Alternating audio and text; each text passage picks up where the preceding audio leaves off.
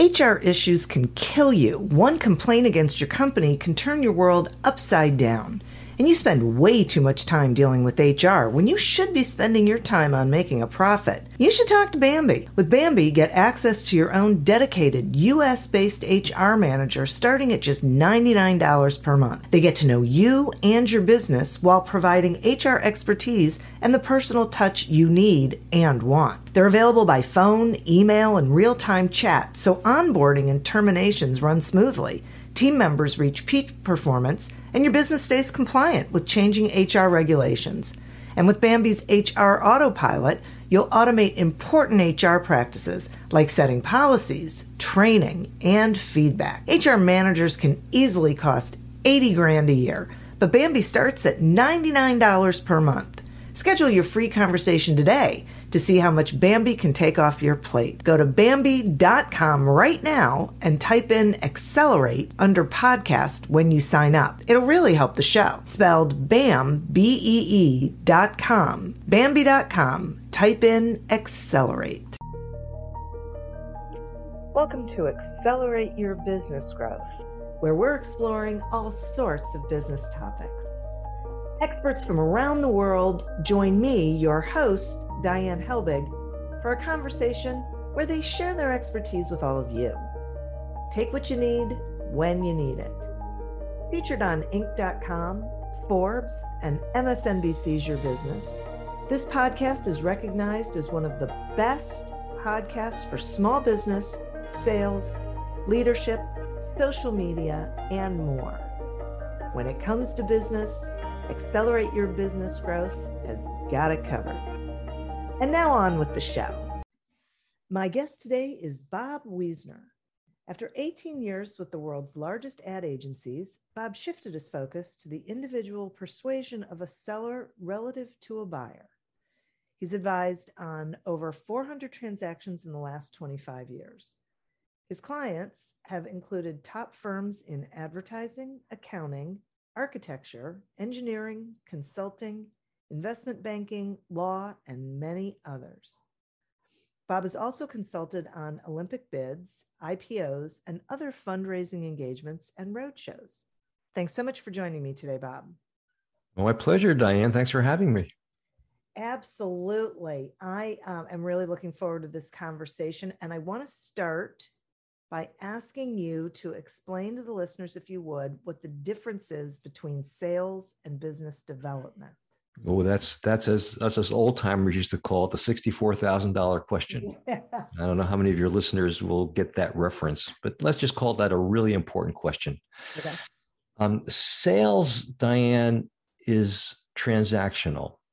There's a seller and there's a buyer, and the seller and the buyer know their roles. They know how the dance progresses, and there's an expectation that there'll be a deal and a negotiation, and the seller is driven to close, and the buyer may or may not be as driven to close. Sales is essential. It's how we acquire many things in our existence and many things in business. But it tends to put a lot of emphasis on, as a transaction, it tends to put a lot of emphasis on price, for example, on the deal, right? And the buyer only feels like it was a good transaction if they feel like they get their money's worth. Business development is different. Business development is not a transaction. Business development is about a relationship. In business development, the seller and the buyer roles are redefined as partners that are working together towards accomplishing a goal that benefits the buyer and provides value, or in this case, specifically income, for the seller.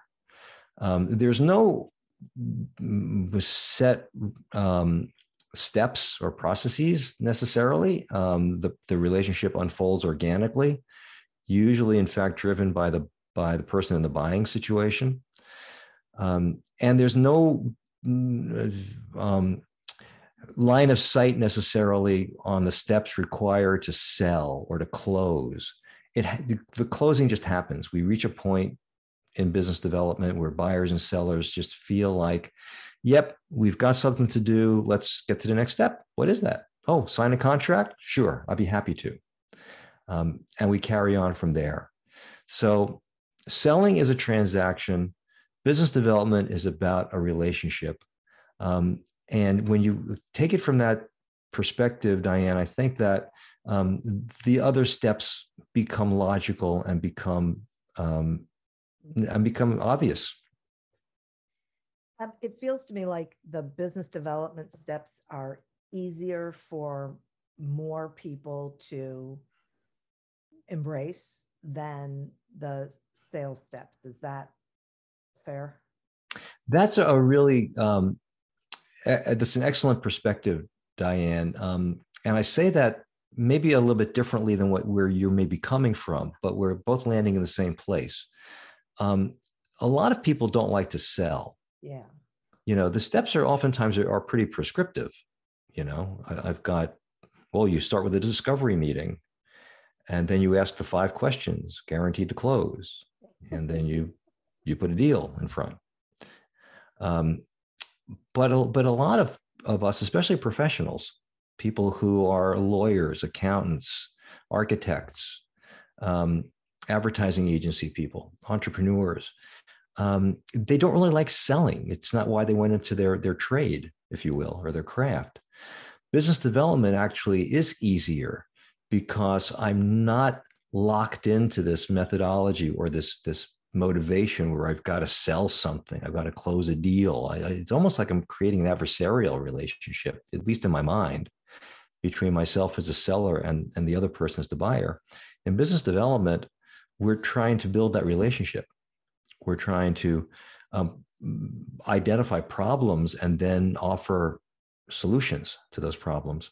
So especially if I'm coming out of a profession such as consulting or accounting or law or architecture or and so on, then it should feel way more natural to me to be a business developer than a seller. Right. And right. Okay. I completely agree with that. You say the buyers aren't rational, and I am really curious what you mean by that. Well, let me be really clear. It's easy and it's kind of, but it is hyperbole to say that buyers aren't rational. What I think to look at that a little bit more deeply, you have to see that buyers do not base their decisions on which provider to use, which firm to go with, by being entirely rational in this case. If you think about things like, what's the price being offered? What is the service being offered? What is the process being offered? Who are the people who will do that process? As the buyer considers all those things, these are rational, measurable, observable aspects of the solution that they're buying. So they clearly play a role in the buying decision. But when the buyer is now faced with 3, 4, or 5 options, alternatives, all of whom essentially could offer the same service with a similar process at comparable pricing, then these rational elements, these measurable elements, just aren't that important anymore. Now buyers become much more like human beings. They're emotional. They're concerned about winning. They're concerned about feeling good, about looking good, about overcoming fears, about reputation.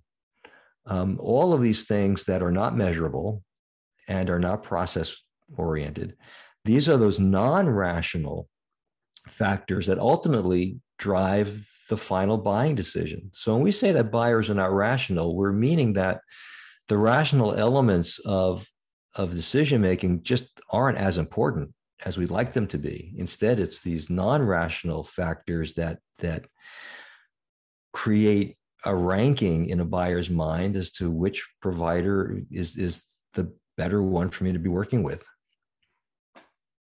So how does the seller or business developer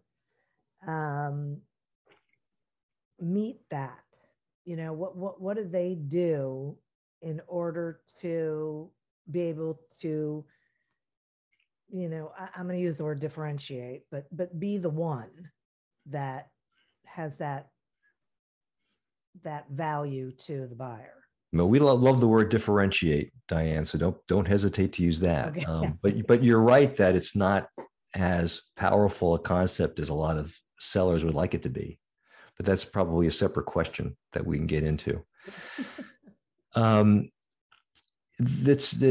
answer the question that you asked, the first thing you have to do is you got to learn what those non-rational decision-making criteria are going to be. And that's very, very hard for a lot of us to be able to do. It's easy enough for us to find out what the rational criteria are. In fact, if you get a chance to speak to the buyer before they make a decision, they'll easily tell you, well, here's my budget, here's my timing, I'm looking for these features. So these are all easy to find out, and they're all rational. But they won't necessarily tell you what's really going to drive the decision, what really makes the difference to them. So the first thing you have to do is you got to get in there, ideally as long before they're actually going to be selecting a provider as you possibly can. And certainly if they're the type of organization that issues an RFP in order for them to go through a selection process, then you got to get to know them before they issue the RFP, or you will never learn what these non-rational factors are. Once you learn what they are, to get back to your question, what do I do with them? Then what I have to do is I have to be able to frame my messaging so that I can either explicitly or implicitly be aligned with what those motivations, those non-rational factors are going to be. If I learn that somebody is just reluctant to hire a firm that's new in the market because you just haven't done it often enough, or you haven't done it for me often enough, that's kind of an emotional issue. There's a fear factor in there I've got to be able to overcome. My messaging, therefore, has to address reassurance and security and evidence that I am actually effective.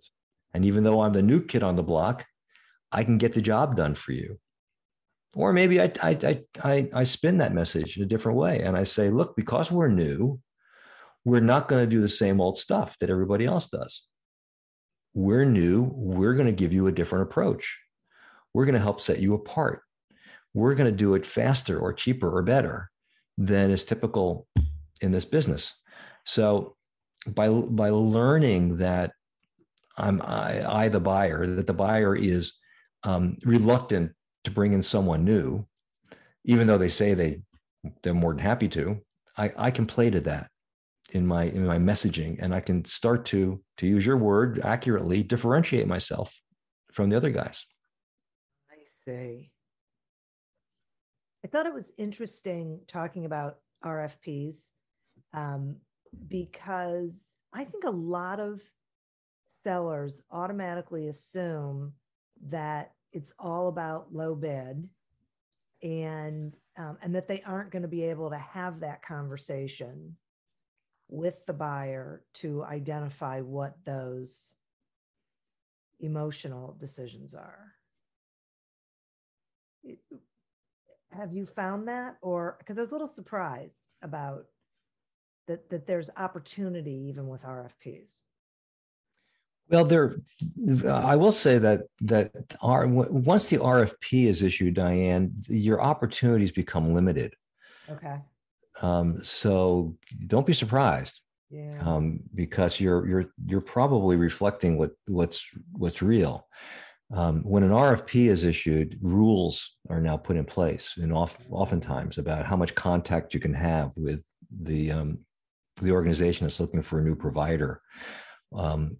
They might dictate the terms around the types of questions you can ask or how many questions you can ask.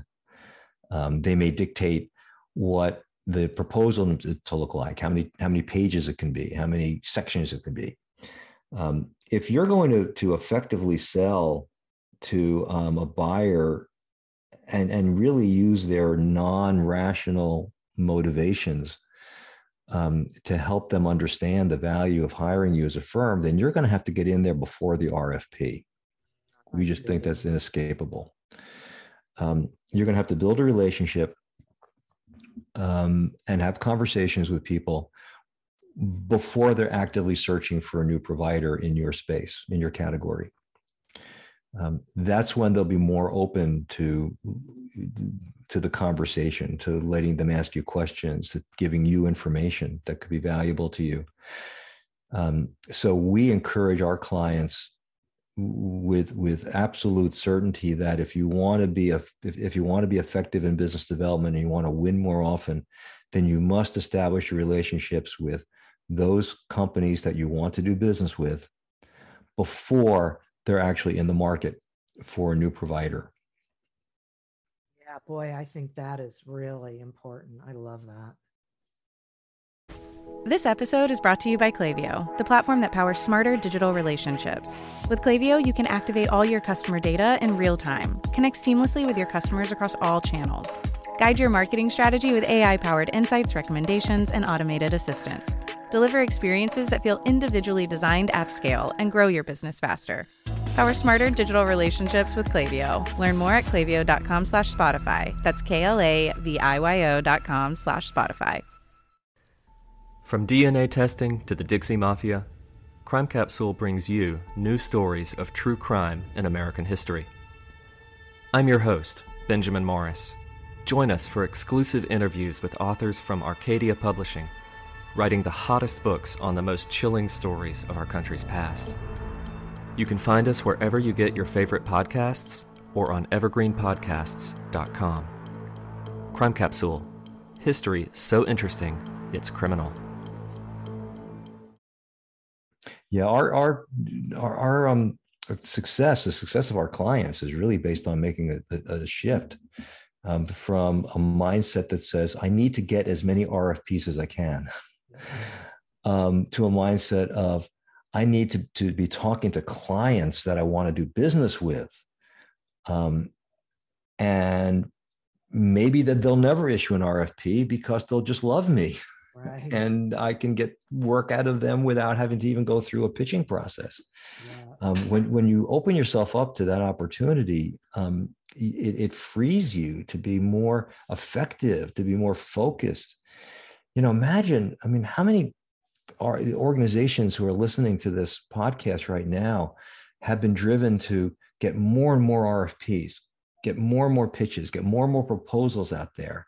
And then imagine how much more effective you could be if, instead of spending all of that energy across this wide number, this great number of RFPs and proposals, if I just had fewer to pursue, if I'm more and more selective about who I want to do business with, and I take the same amount of energy and I now apply it against a smaller number of opportunities, imagine how much more effective I could be in pursuing those businesses, pre or post RFP, both actually. And then how much more of them would I win? What would my revenue look like? What would my profit look like if I were to reduce my expenses of how much energy and money I'm putting against losing propositions? Everything starts to connect, and it all points to one thing, which is build those relationships, get out there pre-RFP, establish your value proposition early, and win more new business as a result. Yeah, I'm so about this. One of the things, and I love that. What I'm hearing is that it really is about business development. That's the key. It's those relationships, building them, understanding what the companies want, what matters to them, how they decision make, all of the, who are they sort of thing, what makes them tick. that's the key to identifying, are they really a prospect? Are they really someone you want to work with? And then you're there when they have a need. You're already in the mix, you're already in the conversation. That is so true. It is just so true. Imagine, go back to that difference between transactions or sales and business development, sales and business development. If I'm in a selling mode, so I'm in a transactional mode, I pick up the phone, either real or euphemistically, and I contact a lead or prospect. What questions am I going to ask them? Are you looking for a new accounting firm?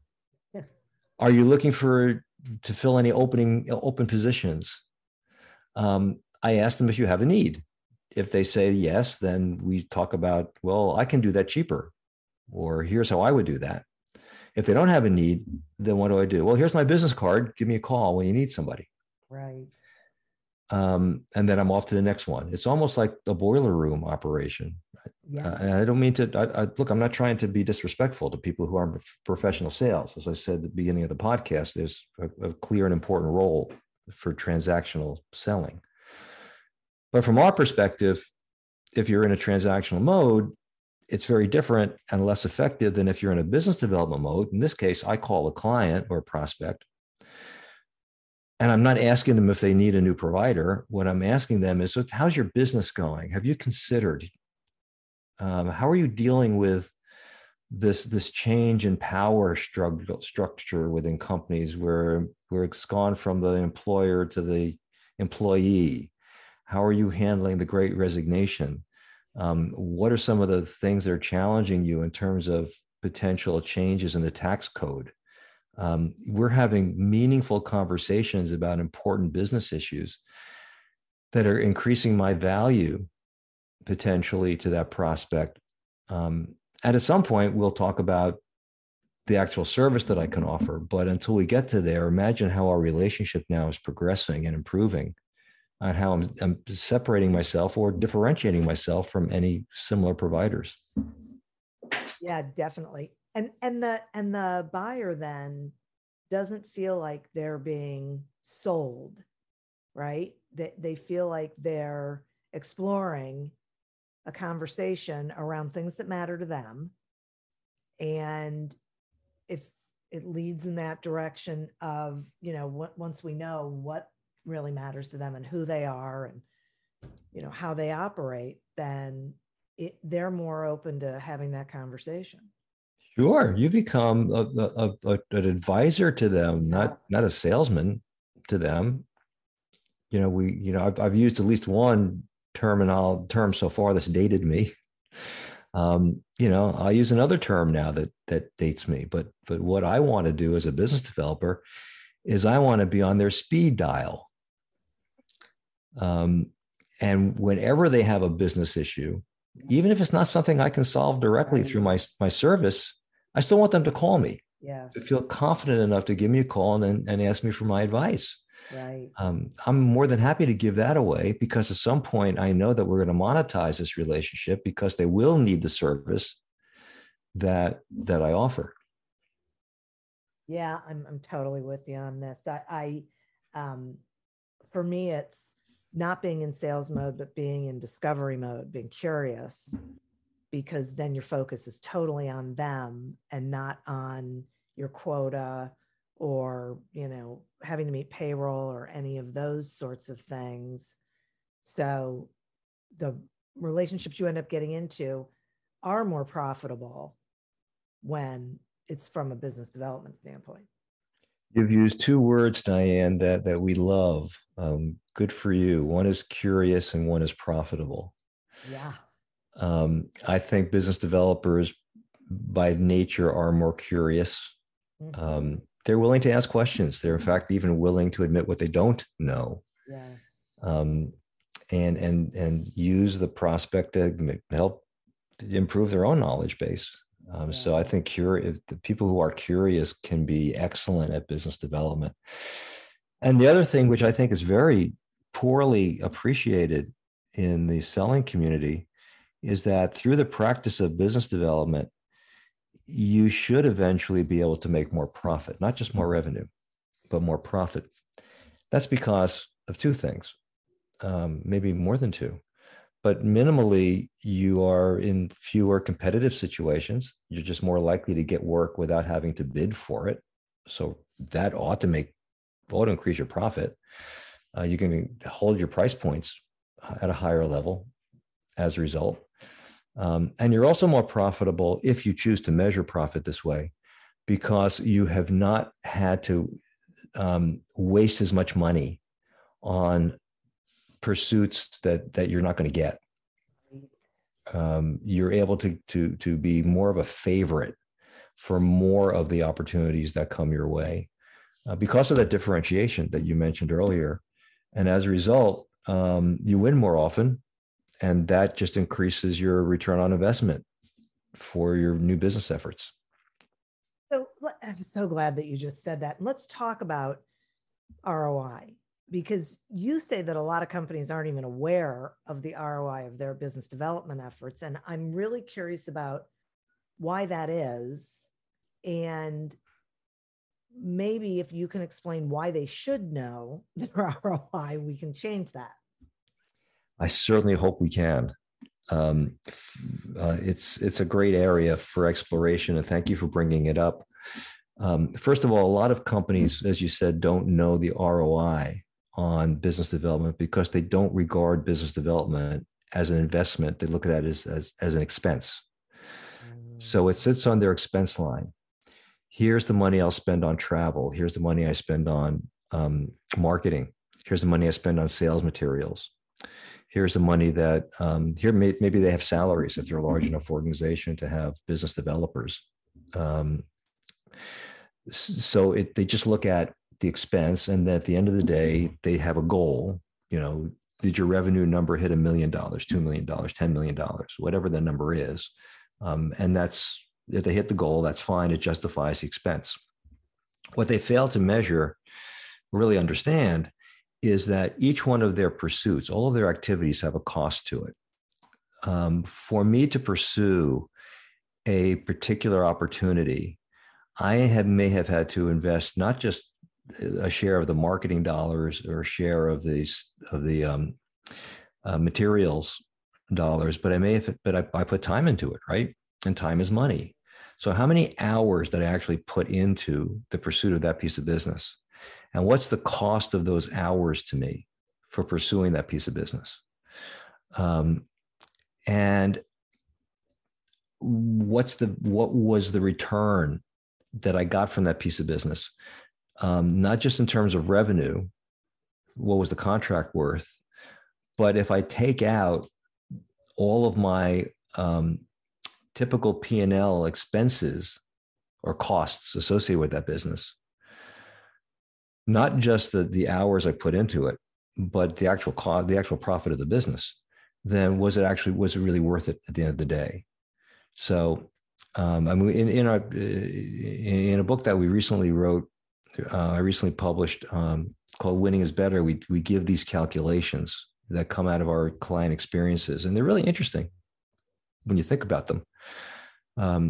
But we have clients who win 20% of their pursuits, 30% of their pursuits, and they might be worth a total of $3 million of total revenue. But when you factor in all these costs that went into it, the actual profit on that number was a negative number for them. Isn't that interesting? Yes. They grew their revenue by 3 million, but net profit associated with that revenue growth was actually negative. When you take that same investment that I mentioned earlier of hours and marketing materials and so on, and apply it more smartly, be more selective about who you're pursuing, pursue it better, pursue fewer, you could take that same $3 million of revenue and you could turn it into a positive profit to the company. And now you're starting to talk ROI in a meaningful way.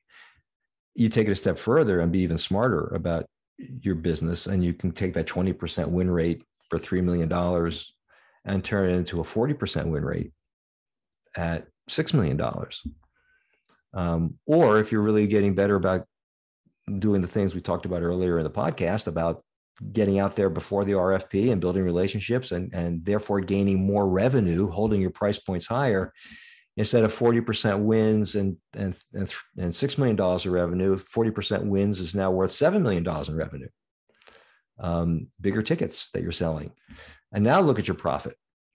So when you start to look at ROI on new business, you start to realize that a lot of the decisions that we're making about how we're going to invest our energy and what we're going to actually choose to pursue are inefficient decisions. They're actually costing you money. Whereas if you reinvested differently, you could actually grow profit, grow your company, increase your morale, reinvest in your company. I mean, just all kinds of positives that can occur from that. You know, what's interesting as you were talking about that, Bob, I started thinking that it's not just the buyers who aren't rational thinkers. A lot of times the seller isn't.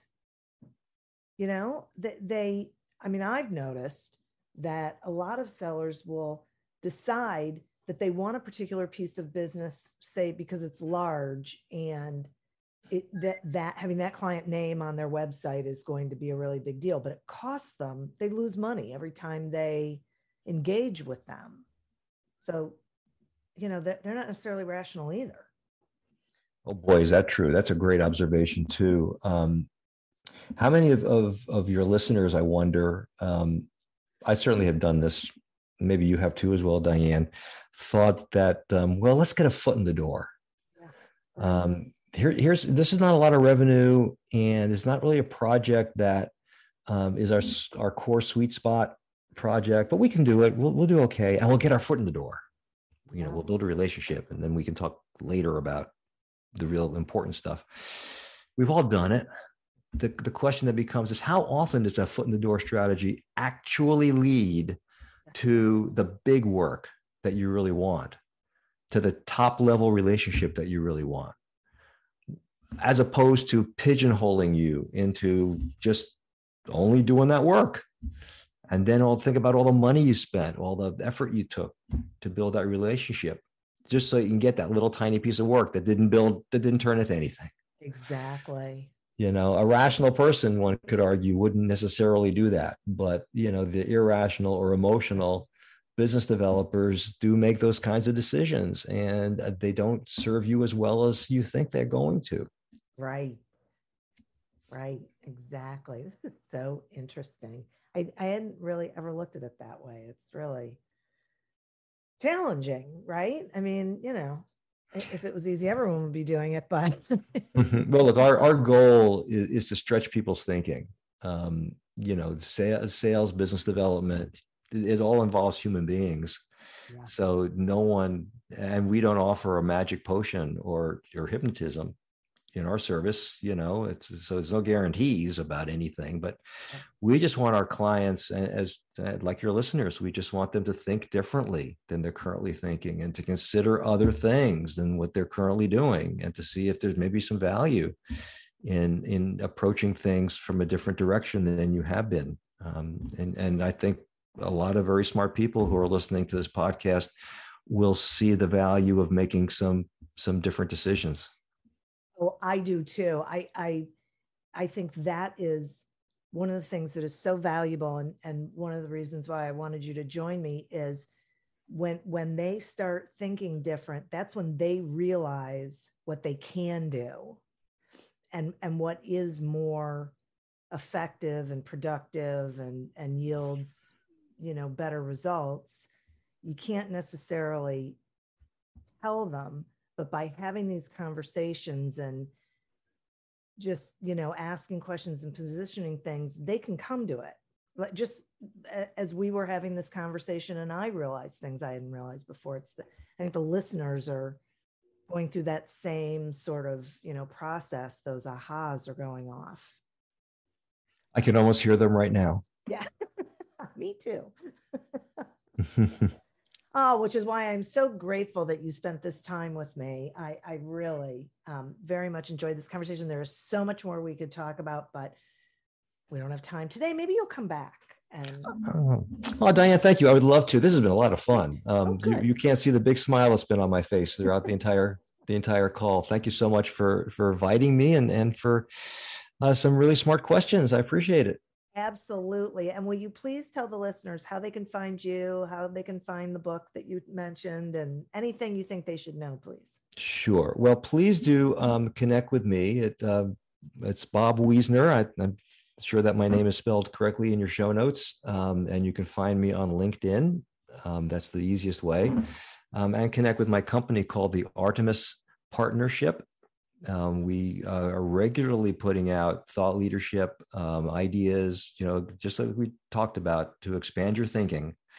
Never a sales message coming out of the Artemis Partnership. And the book is called Winning is Better: The Journey to New Business Success. It is for sale in paperback and Kindle editions exclusively through Amazon.com. Winning is Better. So please check that out as well. Excellent. Thank you. I will make sure all of that is in the show notes so that people can get to it. And once again, thank you so much. And listeners, thank you. You are who we're doing this for. Thank you for tuning in to this episode of Accelerate Your Business Growth, a production of Evergreen Podcasts. Discover more episodes of this podcast and explore others at evergreenpodcast.com. As always, continue to prosper and be curious. And if you're looking to get your sales strategy headed in the right direction, pick up a copy of Succeed Without Selling on Amazon or wherever books are sold. Until we meet again on another episode of Accelerate Your Business Growth, goodbye and good day. From DNA testing to the Dixie Mafia, Crime Capsule brings you new stories of true crime in American history. I'm your host, Benjamin Morris. Join us for exclusive interviews with authors from Arcadia Publishing, writing the hottest books on the most chilling stories of our country's past. You can find us wherever you get your favorite podcasts or on evergreenpodcasts.com. Crime Capsule. History so interesting, it's criminal.